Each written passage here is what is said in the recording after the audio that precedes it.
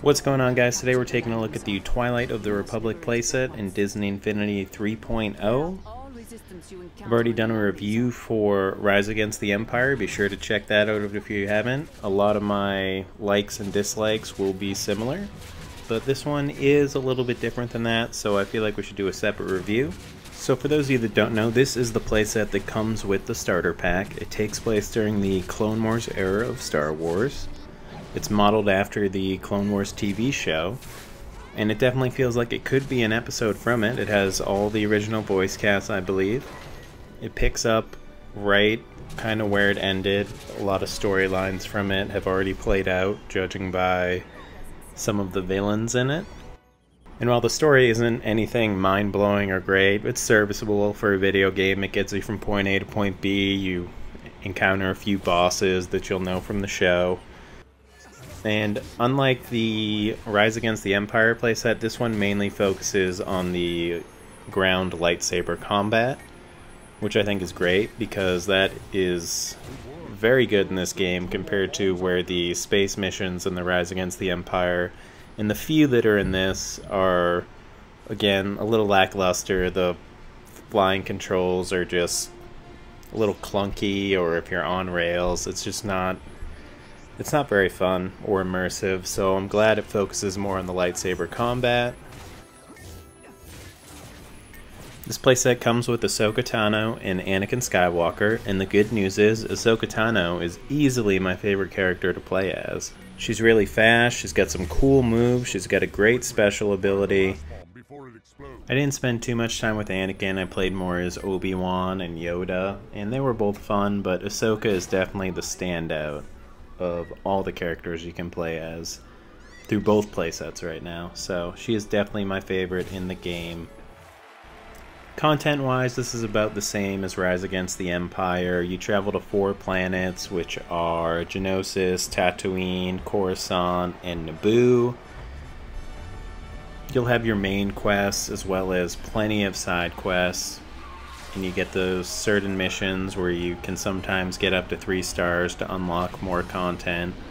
One thing that I'd really like if they did is tell you what the bonus objectives are on the screen when you start the mission, not just show the primary objective. I know you can go to the menu and then go to the mission and look at what it is, but the menus are a little clunky in the game, and I feel like they could have just put it on the main screen when you start.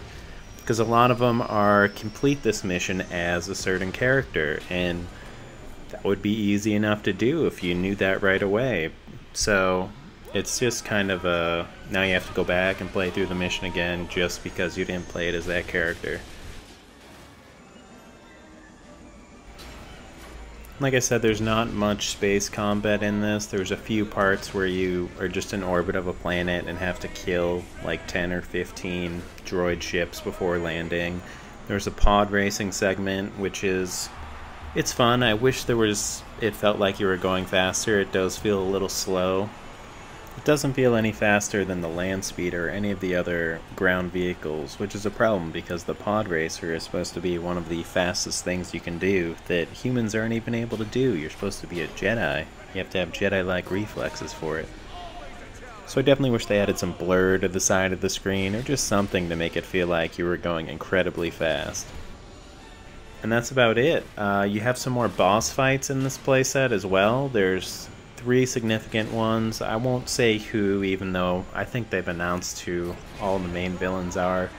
And if you've seen the Clone Wars TV show and know who's still around at the end of it, you can probably guess who these boss fights are, but I'm not going to say it.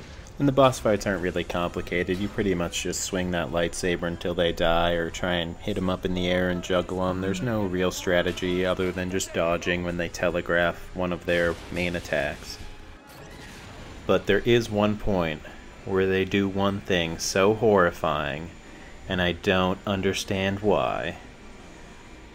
But, yeah, here it is. Hello? Anybody's down there? Help me, son needing. Jar Jar is stuck up here. Some help from good folks would be lovely. You are very clever, me said things. Oh! Destroy your droid! No, sir! No, sir! You said done good! Ugh, why did they have to make him a big part of the final missions in this game? He's so annoying. Now, I know there's people out there that actually like him, and good for you. It's just takes me out of it a little. I'm not a fan of him. And I don't even hate the prequels that much, but he was not a good part of it for me. Overall though, Twilight of the Republic is a fun playset. It's a good one to have in the starter pack. It focuses on the new lightsaber combat that was redone for the game, and it is definitely better than previous games. So I'd definitely say pick this up if you want to test out Infinity, see if you like it, or you're a fan of the Clone Wars or Star Wars. It's got a good entry-level price to it, it's nothing too crazy, and it's a good starting point for newcomers. So that's it for this review, guys. Let me know what you guys think of the playset, and what you think of Rise Against the Empire. Again, be sure to check out my review for that. I'll have a review on the toy box mode soon. I've been trying to get into it. It's pretty complicated, I'm not gonna lie, guys.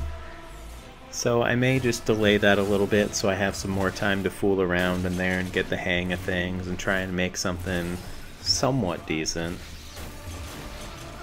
But there's a lot of games coming out too, so I'm trying to balance it all.